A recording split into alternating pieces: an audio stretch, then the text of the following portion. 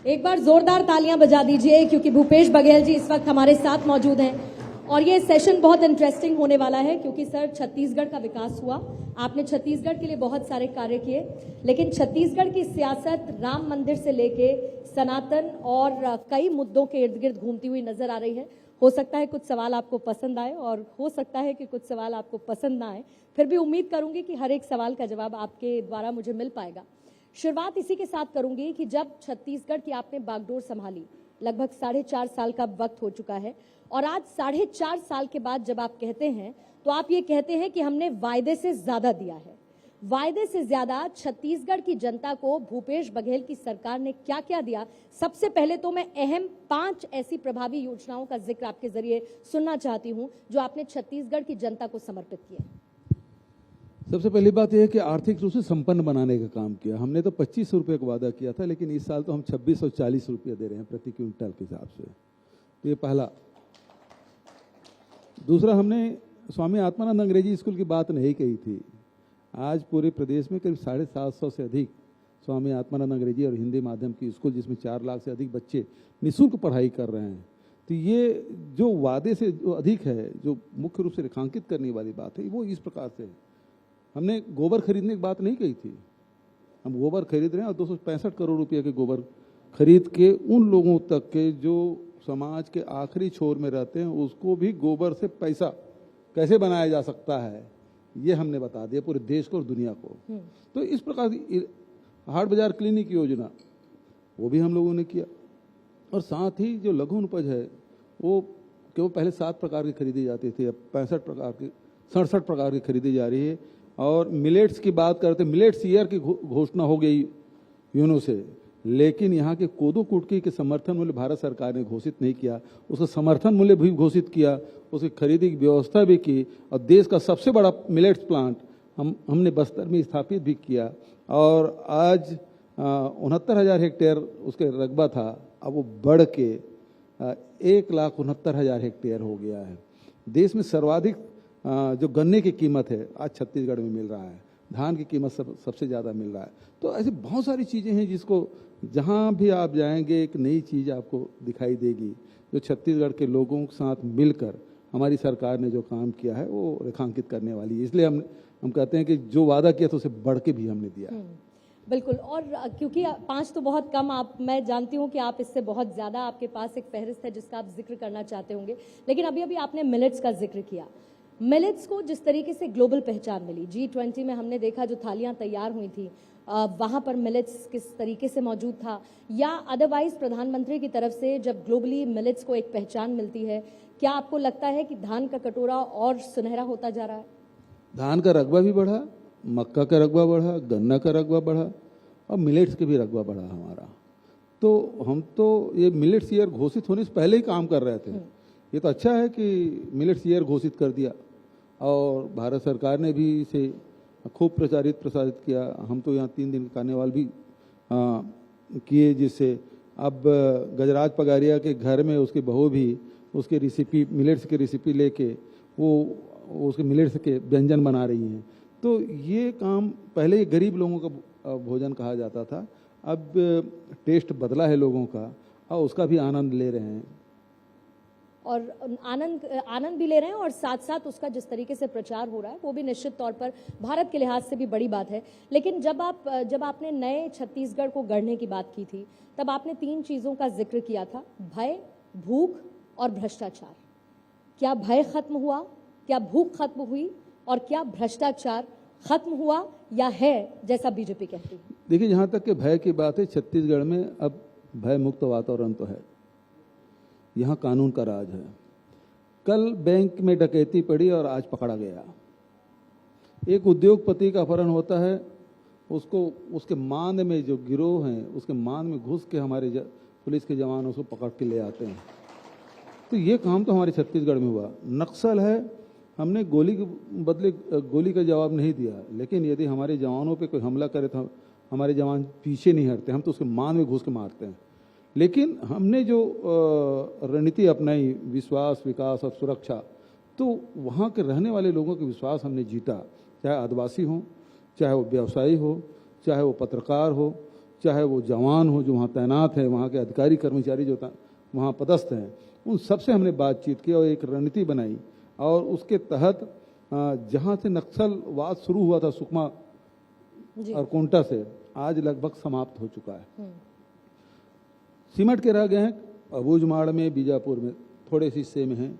हालांकि घटना तो कहीं भी जाकर कर सकते हैं, लेकिन दूसरे शब्दों में कहा जाए कि पहले लोग बस्तर जाएं या बस्तर का कार्यक्रम बना तो परिवार के लोगों का बीपी बढ़ जाता था। पहले तो रोकते थे, लेकिन बहुत जरूरी है तो जाने देते थे, लेकिन जब तक के घर वापस ना आ जाए, वो जब धमतरी पहुंच जाते थे तब लगता था कि घर वाले के हमारे सुरक्षित वापस सदस्य है वो सुरक्षित वापस आ रहा है। तो ये स्थिति थी। मतलब सड़क के 5 किलोमीटर के दाएं बाएं ही सरकार थी, राज्य सरकार थी। बचत तो अंदर में नक्सलियों का ही साम्राज्य था। आज आप अंदरूनी क्षेत्र में चले जाएं, अबूझमाड़ के बीचों बीच आप सड़क बन गया भैरमगढ़ तक के। तो आज बड़ा बदलाव आया है। लेकिन जिस अबूझमाड़ को कोई अबूझ नहीं पाया, वहां भूपेश बघेल ने सड़क कैसे बना दी? सड़क भी बना है। देखिए, सबसे पहली बात यह है कि आज तक के उसका सर्वे ही नहीं हुआ था। हमने उन गांवों को चिन्हित भी किया, सर्वे भी कराया और उस जमीन का मालिकाना हक मसाती पट्टा भी दिया। और पट्टा मिलने के साथ जो शासन की जो योजनाएं, जो किसानों को जो लाभ मिलना चाहिए, वो वहाँ के अबूझमाड़ के किसानों को लाभ मिला। चाहे जमीन समतलीकरण की बात करें, चाहे वहाँ सोलर पंप लगाने की बात करें, चाहे उसके जो उपज है उसकी खरीदी की बात करें, चाहे वहाँ स्कूल और अस्पताल खोलने की बात करें, आंगनबाड़ी केंद्र खोलने की बात करें, वो सब काम हम लोग कर रहे हैं। लोगों को विश्वास बना। और फिर जब ऋण माफी किए और 25 रुपये में खरीदी किए, मिलेट से खरीदी की, तेंदुपत्ता 4000 प्रति मानक बोरा के दर से खरीदा, तो लोगों के जेब में पैसा आया। और बीजापुर जैसे दूरस्थ अंचलों में भी आप जाएंगे, एक विधानसभा का जिला है, वहाँ 8 ट्रैक्टर के शोरूम है। मैं परसों होकर आया हूँ, 8 शोरूम। जहाँ साइकिल के शोरूम नहीं था, वहाँ ट्रैक्टर के शोरूम। सैकड़ों की तादाद में ट्रैक्टर बिक रहे हैं हर साल।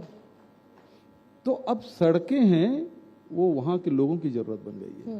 पहले जो सड़क थी तो पैरामिलिट्री फोर्स के जाने के लिए थी, तो लोग सोचते थे हम तो पैदल चलते हैं, हम साइकिल में चलते हैं, हमको जरूरत नहीं सड़क की, तो सड़क काट देते थे। पिछले 5 साल में, अब तो 5 साल बीतने ही वाला है, आप 4.5 साल बोली, लेकिन अब तो 15-20 दिन बाद हो सकता है आचार संहिता लग जाए। तो इन 5 सालों में एक भी सड़क आदिवासियों के द्वारा काटा नहीं गया, क्योंकि सड़क उसकी जरूरत बन गई और उसके ट्रैक्टर, उसके मोटरसाइकिल, उसके कारें, उसकी जीपें दौड़ रही है। तो ये बदलाव हमने किया। तो जो कानून भय का जो वातावरण है, बस्तर में पहले जाते थे बात करने से डरते थे, आज बस्तर के लोग आंख से आंख मिलाकर बात करते हैं। पहले बस्तर के लोग तो जो लघु उपज है, महुआ है, उसको सड़कों में फेंकने के लिए बाध्य हो रहे थे पिछले सरकार में। आज वो आय के साधन हो गए, वो उसके जो महुआ है वो इंग्लैंड में बिक रहे हैं। तो आज बड़ा परिवर्तन आया। और वहाँ जाओ तो 2 चीज़ की मांग करते हैं, या तो हमें बैंक दे दीजिए क्योंकि आप खूब पैसा दे रहे हैं, और दूसरा हमारे बच्चों पढ़ाई के लिए स्वामी आत्मानंद अंग्रेजी स्कूल खोल दीजिए। यानी कि आपने भय खत्म किया, आपने विकास और योजनाओं से जोड़कर और रोजगार देकर भूख खत्म कर दी। तो लेकिन आरोप ये लगता है कि छत्तीसगढ़ की बात अब भ्रष्टाचार चरम पर है। पूरे 15 साल में पूरे छत्तीसगढ़ में भय का वातावरण था। हमारे प्रथम पंक्ति के नेता शहीद हो गए जी, विद्याचरण शुक्ल जी, नंद कुमार पटेल, बस्तर टाइगर महेंद्र कर्मा, उदय मुदलियार जैसे हमारे मित्र, वो सबकी शहादत हुई जी। कोई बस्तर जाने से हिचकिचाते थे, साल भर तक वहां कोई गया ही नहीं रायपुर से, ये स्थिति बनती थी। तो वो भय का वातावरण है, वो हमने समाप्त कर दिया। दूसरी बात भूख की बात है। भूख पिछले सरकार में ये होता था कि चुनाव पहले राशन कार्ड खूब बनते थे, जितने परिवार ने उससे भी ज्यादा राशन कार्ड बन जाते थे, और चुनाव समाप्त होते सत्यापन के नाम से सारे राशन कार्ड काट दिए जाते थे।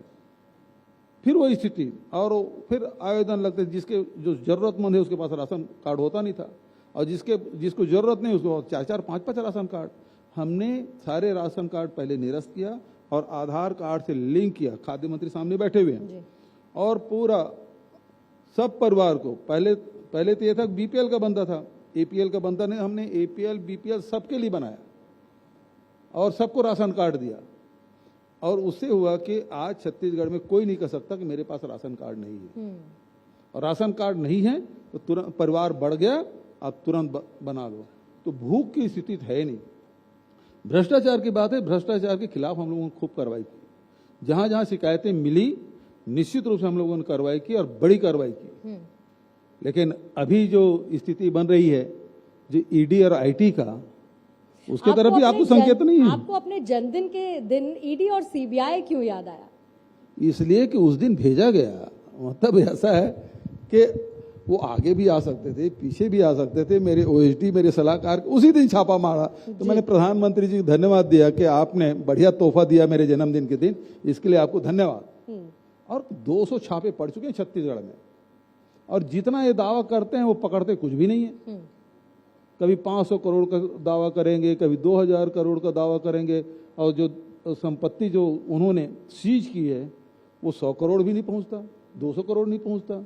और आरोप लगाते 2-2 हजार करोड़ का, 500 करोड़ का, और 3 साल से कर रहे हैं। पहले आईटी छापा मारे, फिर ईडी वही घुसा, फिर अब कोर्ट में यह आवेदन लगाए कि सीबीआई भी जांच करे। बहुत अच्छी बात है भाई, मैं तो कहता हूं कि इंटरपोल को भी ले आए, क्योंकि 3 साल से जांच कर रहे हैं, कुछ मिला नहीं। अब सीबीआई, कोर्ट में खुद ईडी ने आवेदन लगाया है कि इसकी सीबीआई जांच कराई जाए। मतलब वो जो जांच कर रहे हैं वो अपने आप को अक्षम मान रहे हैं, तभी तो सीबीआई की मांग कर रहे हैं। तो मामला कुछ है नहीं। पर ईडी सीबीआई की जांच कांग्रेस को बल देती है या कांग्रेस को निराश करती है? देखिए, हम लोग तो अंग्रेजों से लड़े हैं मैडम, गोरों से लड़े हैं, इनसे क्या डरेंगे हम लोग? हम डरने वाले नहीं। और छत्तीसगढ़ के लोग हैं, नक्सल हमले में हमने अपने नेताओं को खोया जी, तो इन लोगों से क्या डरेंगे? किस बात की डर? रमन सिंह तो जेल भेज के देख लिए थे 5 साल पहले, इन्हीं दिनों में मुझे जेल भेजा था। 15 साल की सरकार 15 सीट पे सिमट गया था। और किसी शौक और है तो करके देख ले।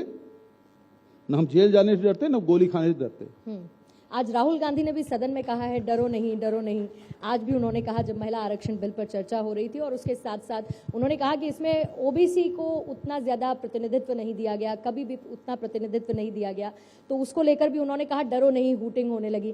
तो मतलब आप ये मान के चल रहे हैं कि 2024 तक आप ये कहेंगे कि कोई हमको डरा रहा है और हम डरने वाले नहीं, हम लड़ते रहेंगे? डरना तो किसी नहीं चाहिए। हमारे जो महापुरुष हैं वो यही तो सिखाए हैं, चाहे बुद्ध हो, चाहे महावीर हो, गुरु नानक देव हो, कबीर हो, हमारे गुरु घासीदास जी हो, इन संतों ने क्या सिखाया जी कि डरना नहीं। अब आपने संतों का जिक्र कर दिया है तो मैं सनातन तक जरूर जाऊंगी, लेकिन उससे पहले ये जो आप 75 पार की बात कर रहे हैं, अभी जेसी सर ने कुछ 55 पार का जिक्र किया, वो 55 से 75 तक का सफर या 75 पार का सफर कांग्रेस कैसे छत्तीसगढ़ में अब पूरा जगदीश चंद्र जी का आपने बात छेड़ दी, तो मैं पहले तो उसको बिलेटेड हैप्पी बर्थडे का देता हूं, और अमृत काल उनका भी 74 पूरा कर लिए हैं। अब अमृत काल वर्ष उनका चल रहा है, उनको खूब बधाई, वो 27 हो, हमारी शुभकामनाएं। अब आप सवाल करिए। सवाल मेरा यही था कि वो 55 जो सर का एनालिसिस है, उससे 75 पार आप कैसे छत्तीसगढ़ में जाने वाले? अब भाई ऐसा है कि पिछले समय हम 68 जीते थे जी, और जितने उपचुनाव हुए उसमें हम जीते गए। आज हमारे विधानसभा में हमारी जो उपस्थिति है वो 71 की है, 71 एमएलए है। तो मेरा लक्ष्य है वो ऊपर ही होगा ना। 71 तो है ही हम लोग, तो 75 पार की बात करें ना। और नारा भी लगता है आजकल गली गली में, जहां भी जाओ तो अब की बार 75 पार, तो ये होगा। श्योर हैं आप कि 75 पार होगा? हाँ। चलिए, उसके लिए आपको शुभकामनाएं। लेकिन क्योंकि मैंने सनातन का जिक्र किया, आजकल अलग बहस छिड़ी हुई है, हिंदुत्व को लेकर बयानबाजी हो रही है, सनातन को लेकर लगातार चर्चा हो रही है। अब हेमंत बिस्वा शर्मा पहुंचे, कल आप ही के गढ़ में मौजूद थे, और उन्होंने आपको चैलेंज दे दिया कि अगर असली हिंदू हैं आप तो सोनिया गांधी और राहुल गांधी को अयोध्या के रामलला मंदिर ले जाकर दिखाइए। देखिए, सबसे पहली बात यह कि सनातन जो धर्म की बात आपने कही है, बहुत लोग इस बात को नहीं समझते कि सनातन है क्या। पहले तो समझ लें, सनातन जो सबसे प्राचीन है, जो अक्षुण है, जो जिसका कभी क्षरण नहीं हो सकता, जो सत्य है, वही सनातन है। और दूसरी बात, भगवान बुद्ध ने भी इसको परिभाषित किया। भगवान बुद्ध ने कहा कि वैर से वैर को समाप्त नहीं किया जा सकता, शत्रुता से शत्रुता को मिटाया नहीं जा सकता, क्रोध से क्रोध को खत्म नहीं किया जा सकता, वैर को केवल अवैर से ही खत्म किया जा सकता है। तो जो लोग चाहे पक्ष में बोले, विपक्ष में बोले और वैर पूर्वक यदि बोले, शत्रुता पूर्वक बोले, तो वो सनातन नहीं हो सकता। अवैर से ही वैर को समाप्त किया जा सकता है। बड़ी अच्छी परिभाषा आपने बताई। फिर आप ये क्यों कहते हैं कि इनके नाम वोट और नोट के और हमारे वनवासी और शबरी के नाम? अभी हिंदू के बारे में और बात किए थे। अभी हमारे हेमंत विश्व शर्मा आसाम के मुख्यमंत्री जी आए, जो कभी कांग्रेस में थे, आजकल अब नया मुल्ला है। हेमंत विश्व शर्मा हिंदू है, अन्यथा नहीं है। Right sir.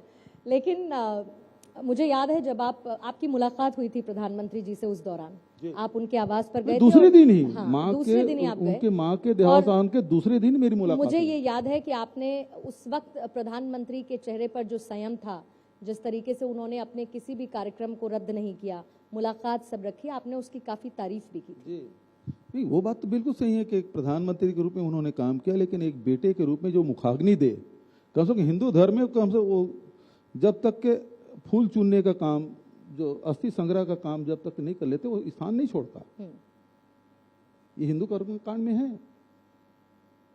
तो आपका ये जवाब है हेमंत बिस्वा शर्मा को उनकी चुनौती के लिहाज से? जी हाँ, कि वो ये कराकर दिखाएं तो हेमंत बिस्वा शर्मा असल हिंदू हाँ, होने वाले हैं। हाँ। लेकिन ऐसा क्यों बीजेपी को लगता है? अब आपने राम वन गमन परियोजना, रामायण महोत्सव आयोजन, आप कहते हैं कि राम के नाम पर बीजेपी वोट मांगती है, लेकिन बीजेपी को कहीं ऐसा तो नहीं लगने लगा है कि आप उनके राम के या हिंदुत्व के पॉलिटिकल एजेंडे को हाईजैक करने लगे हैं? देखिए, ये राजनीति से कोई लेना देना नहीं। ये छत्तीसगढ़ की जो हमारी संस्कृति है, छत्तीसगढ़ की इसके पहले किस नाम से पहचानते थे? या तो यहाँ कुछ खदाने हैं, लोहा के, कोयला के, बॉक्साइट के खदाने हैं, सीमेंट की कुछ फैक्ट्रियाँ हैं, पावर प्लांट हैं, स्टील प्लांट है, एल्यूमिनियम प्लांट है, इसी नाम से जानते थे जी। या फिर नक्सलियों के नाम से जानते थे। लोग तो रायपुर आने से डरते थे, रेलवे स्टेशन में निकले कहीं नक्सली सामना ना हो जाए, एयरपोर्ट में से निकले और कहीं नक्सली धर ना ले। ये हमारी पहचान बन गई थी। जबकि छत्तीसगढ़ की बहुत प्राचीन परंपरा, यदि विश्व के सबसे प्राचीनतम यदि नाट्यशाला कहीं है तो छत्तीसगढ़ में, रामगढ़ के पहाड़ियों में। कितने लोग जानते हैं इसको? तो आप उसको एक ऐसे पटल पर लेकर आए कि उसको देश पहचाने, उसको दुनिया पहचाने। हम सब देवी देवता मानते हैं, लेकिन क्या आप जानते हैं कि आदिवासी जो हैं वो अपने देवी देवता के साथ पूरा जीवन व्यतीत करते हैं, और उसके देवी देवता यदि उसकी बात ना माने, उसके प्रार्थना को स्वीकार नहीं करे, तो उसे दंड दिया जाता है। हम तो चाहे हमारे कुछ भी बुरा हो, भगवान को दोष भी धले लेने के प्रणाम ही करते हैं, दंड नहीं देते। लेकिन हमारे आदिवासी जो है अपने देवी देवता को दंड भी देते हैं जी। उसके कोर्ट लगता है, सुनवाई होती है और उसको सजा दी जाती है। ये कहीं होता है हिंदुस्तान के दुनिया में? इस बात को कौन जानता है? ये छत्तीसगढ़ में होता है, ये आदिवासियों के बीच में होता है। तो हमने आदि जो संस्कृति है उसको पूरे विश्व के पटल पे लाने की कोशिश। विश्व आदिवासी दिवस के दिन न केवल अवकाश घोषित किया, आदिवासी नृत्य महोत्सव का आयोजन राष्ट्रीय स्तर पर किया और ये अंतर्राष्ट्रीय हो गया। 3 साल में 27 देश के कलाकार आए विश्व के। और निश्चित तौर पर छत्तीसगढ़ की संस्कृति को, परंपरा को आप किस तरीके से बढ़ावा देते हैं, उसकी अलग अलग तस्वीरें हम सब ने देखी हैं और आप उसको अपने साथ लेकर चलते हैं। अच्छी बात है, तुरंत आप हिंदुत्व से संस्कृति में आएंगे, इसके लिए मैं आपको धन्यवाद देता हूँ।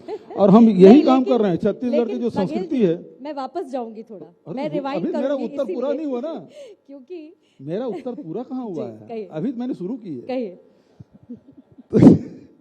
तो जो आदिवासियों की जो आदि संस्कृति है उसको हमने बढ़ावा दिया। पिछले सरकार में तो एक आदिवासियों के 1 लाख एकड़ जमीन ही छीन लिए थे, उसको नक्सली बता के जेल में ठूसने काम, गोली मारने काम होता है। आज हम आदिवासियों की देवगुड़ी है, गोटूल है, उस सब का निर्माण हम कर रहे हैं। मतलब हजारों की तादाद में देवगुड़ी हमने बनाया। बस्तर अकेले में 2500 से अधिक देवगुड़ी हमने बनाया। फिर सरगुजा है, अन्य क्षेत्रों में आप जाएंगे तो देवगुड़ी बन रहा है। तो देवगुड़ी बनाने के काम के उसके आस्था केंद्र है, उसको सुरक्षित किया, उसके पट्टा भी दे जंगल, क्योंकि आदिवासियों के जो देवता हैं वो केवल गांव थोड़ी रहते हैं, वो जंगलों में भी रहते हैं। हमने वहां भी उसके लिए राशि दी और उसके सामुदायिक पट्टा भी दिया। उसी के साथ साथ यहाँ बहुत सारे पंथ के धर्म के मानने वाले लोग हैं। कबीर पंथ की बड़ी संख्या में यहाँ लोग रहते हैं।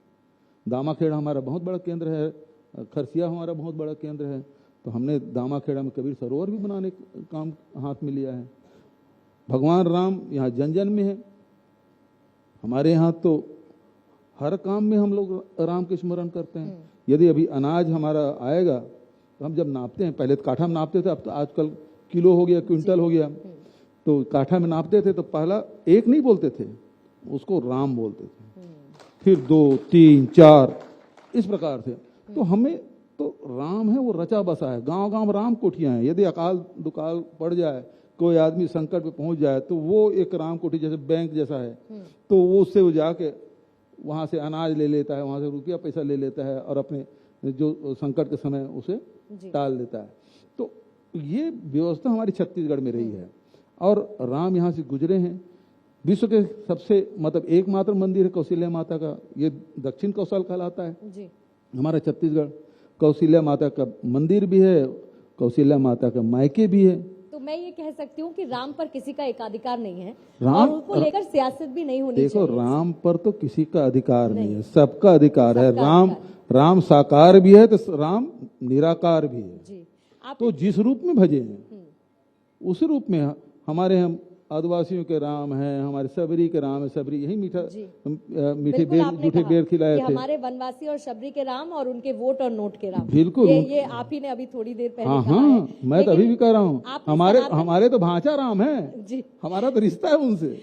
आपने थोड़ी देर पहले सनातन की बड़ी अच्छी परिभाषा बताई और मुझे खुशी हुई उस परिभाषा को जानकर, लेकिन बीजेपी का ऐसा आरोप है कि ये परिभाषा जानते हुए भी आप इंडिया गठबंधन की अपनी पार्टियों को ये परिभाषा सिखा नहीं पा रहे और शायद यही वजह है कि वो सनातन विरोधी हैं और सनातन की तुलना कोरोना से की जाती है, कुष्ठ रोग से की जाती है। अब सनातन में आप ज्यादा घुस रही हैं अंदर, तो मैं आपको बताना चाहूंगा, सनातन जो धर्म है उसमें आप देखेंगे कि जितने भी हमारे वेद है, उपनिषद है, वो सब में गुरु शिष्य परंपरा है। गुरु शिष्य बैठे हुए हैं और गुरु शिष्य से प्रश्न पूछ रहे हैं, शिष्य गुरु से पूछ रहे हैं। उपनिषद में आप नचिकेत का भी आप उदाहरण आप देखेंगे, यदि आपने कभी उपनिषद पढ़ा होगा नचिकेत का, आप तो उन्होंने उसके पिता नचिकेत के पिताजी ने यम को दान दे दिया, तो यम के पास पहुंच गए नचिकेत, यम से भी सवाल पूछ रहे हैं और वो उत्तर दे रहे हैं, उससे हमारा उपनिषद बना है।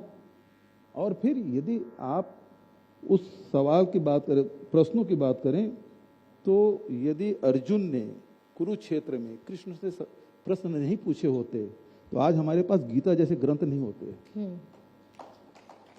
तो ये सनातन परंपरा है, गुरु शिष्य की परंपरा है।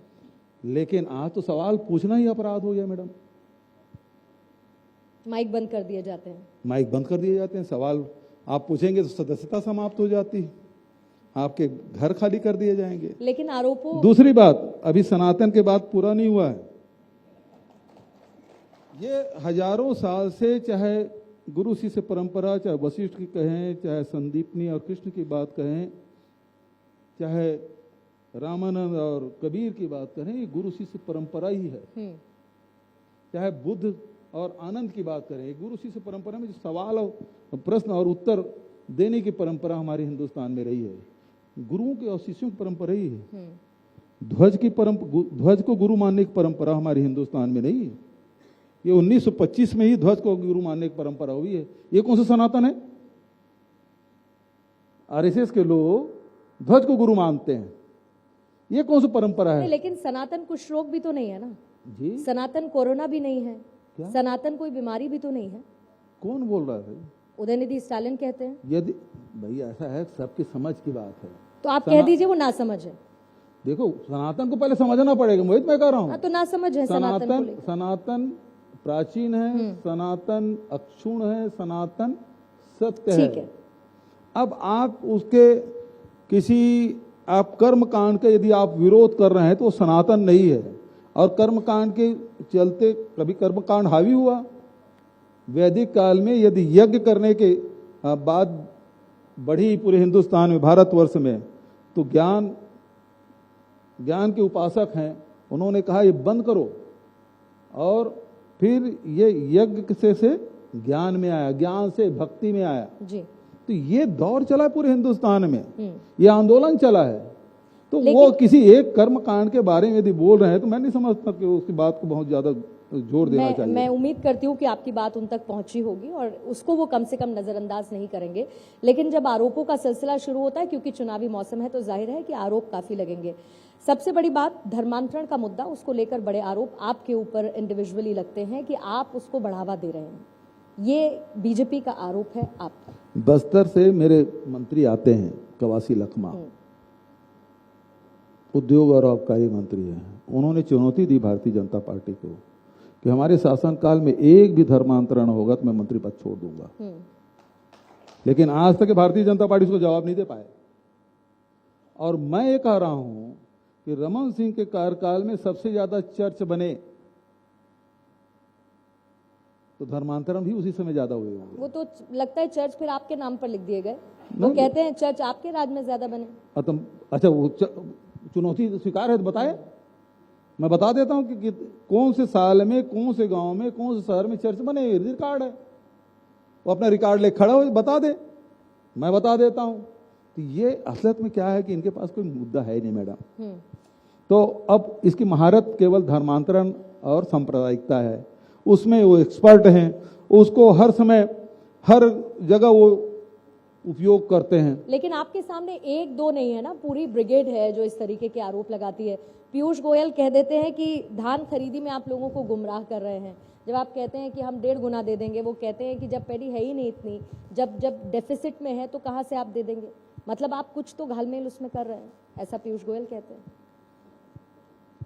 पीयूष गोयल जी के पास हम ये खाद्य मंत्री सामने बैठे हैं और कृषि मंत्री तत्कालीन रविंद्र चौबे जी, हम तीनों गए, हमारे अधिकारी गए और हमने कहा कि हमारे पास धान है और उसका चावल का कोटा बढ़ा दीजिए। चावल हमसे ज़्यादा, चावल क्योंकि धान हम खरीदते हैं, तो हमारे जो चावल बनेगा उसे आप ज़्यादा खरीद लें। उन्होंने कहा कि आप बोनस देते हैं, 2500 रुपये में खरीद रहे हैं, समर्थन मूल्य 1800 था, आप उसे 2500 रुपये दे रहे हैं, 1900 था और 600 रुपये आप ज़्यादा दे रहे हैं। मतलब वो बोनस है, और जहाँ बोनस दोगे, समर्थन मूल्य से 1 रुपया भी अधिक दोगे वो बोनस कहलाएगा, और जो राज्य बोनस देगा उसका चावल हम नहीं खरीदेंगे। ये पीयूष गोयल का ऑन रिकॉर्ड वक्तव्य है और उसके गवाह के रूप में अभी इस मंच में अमरजीत भगत जी बैठे हुए हैं। और वो किसी भी, और उसने खरीदा भी नहीं। मजेदार बात यह है कि हमसे चावल नहीं खरीदा, चावल बच गया, इसलिए अध्यक्षता में कमेटी बनाई और हमने उसे जो धान 1900 रुपये क्विंटल में किसानों से खरीदा था, बाजार में हमने नीलाम किया, लेकिन किसानों को घाटा नहीं होने दिया। ये क्या बात करेंगे। और अभी 86 लाख मीट्रिक टन खरीदने की बात कही, लिखित आदेश से, उसके बाद बिना कोई कारण बताए 61 लाख कर दिया। कल उसके एक पूर्व मंत्री हैं, वो बयान देते हैं हम 100 लाख मीट्रिक टन चावल खरीदने को तैयार है। तो भैया आपके लिखित आदेश का कोई वजूद नहीं है। भारत सरकार यदि लिखित आदेश करे, उसका भी कोई विश्वसनीयता नहीं है, तो फिर पीयूष गोयल की क्या बात करेंगे। धान हम खरीदते हैं, प्रधानमंत्री तक तो झूठ बोल के जा रहे हैं यहाँ, हम धान खरीदते हैं। लेकिन प्रधानमंत्री जो कहते हैं और आप लोग जो कहते हैं, आरोप प्रत्यारोप तो चलता रहता है, फिर चाहे वो न्योते से लेकर प्लेन लैंडिंग तक का हो। ऐसा है, ट्विटर एक्स पर वॉर चलता रहता है। मैडम ऐसा है, भारत 24 के यहाँ बहुत सारे एंकर भी हैं और यहाँ काम करते हैं। किसी गांव में चले जाइए और पूछ लीजिए कि धान राज्य सरकार खरीदती है कि भारत सरकार खरीदती थी, उसी से पता चल जाएगा। ये बताइए सर कि किसी ने कहा मुझसे, आप बता दीजिएगा थोड़ी सी क्लैरिटी के साथ, कह रहे हैं लोग कि पाटन में स्थिति थोड़ी खराब है। अच्छा। और साथ ही ये भी कह रहे हैं कि भूपेश बघेल जी जो है वो इस बार 2 सीटों से चुनाव लड़ेंगे। ऐसी खबरें हैं मार्केट में, है क्या ऐसा? मतलब आपके भारतीय जनता पार्टी वालों से बहुत बैठकी हो रही है। मतलब आपने भारतीय जनता पार्टी वालों को ये बताया है क्या? क्योंकि जो मेरे भारतीय जनता पार्टी ने टिकट डिक्लेयर कर दिया है, हमारे कांग्रेस में तो डिक्लेयर भी नहीं हुआ है। तो आप उसे अच्छा मानते हैं या बुरा? हा? उनके टिकट डिक्लेरेशन को आप अच्छा मानते हैं या बुरा? देखिए, पाटन है वो वीरों भूमि है, फ्रीडम फाइटरों की जमीन है। पूरे मध्य प्रदेश में, अविभाजित मध्य प्रदेश में सबसे ज्यादा स्वतंत्रता संग्राम सेनानी मतलब पाटन में हुआ है। और वहां से मैं 1993 से प्रतिनिधित्व करते आ रहा हूँ। और घर का भेदी लंका ढाए सर। सुनो तो भाई, पाटन में चुनौतियां तो हैं। सुनो तो भाई, न मैं रावण हूं न वो विभीषण है।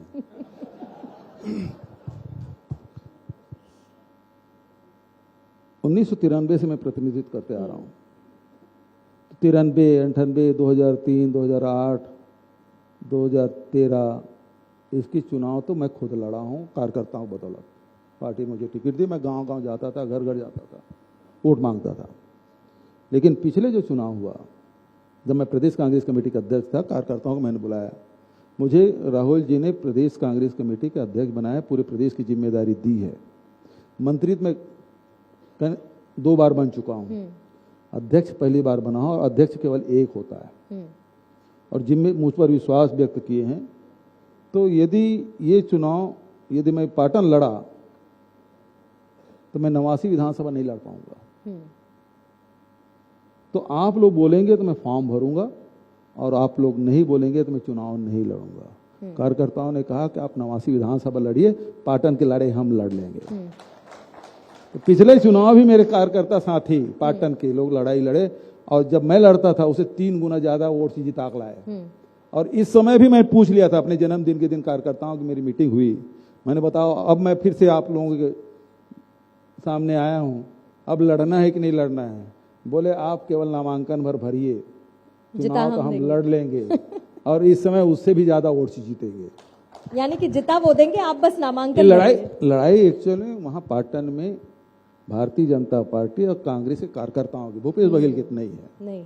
हाँ, लड़ेंगे कार्यकर्ता मेरे। जल्दी से आपसे इंडिया अलायंस पर सर मैं एक रिएक्शन चाहूंगी, क्योंकि अलायंस की बात हो रही है और बहुत सारी आपकी मीटिंग्स हो चुकी हैं।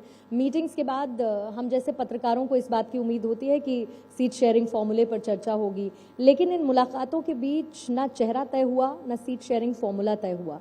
2023 के बाद 2024 आपके सामने है। क्या आप लोग सब साथ साथ हैं या कुछ दिनों की बात है? मैडम, गलत आदमी सवाल पूछ रही हैं आप, क्योंकि उस मीटिंग में, कोई मीटिंग में ना मैं पटना गया जी, ना बेंगलोर गया जी, ना मुंबई गया। पर आप मुख्यमंत्री हैं। तो मुख्यमंत्री होने एक अलग बात है भाई। पार्टी ऐसे प्रदेश की जहां कांग्रेस है, और कांग्रेस बहुत प्रदेशों में नहीं है सर, और ये आप ही के दम पर चुनाव जीती है कांग्रेस। नहीं, मेरे भरोसे नहीं। कांग्रेस पार्टी बहुत बड़ी पार्टी, बहुत पुरानी पार्टी, सबसे पुरानी पार्टी है।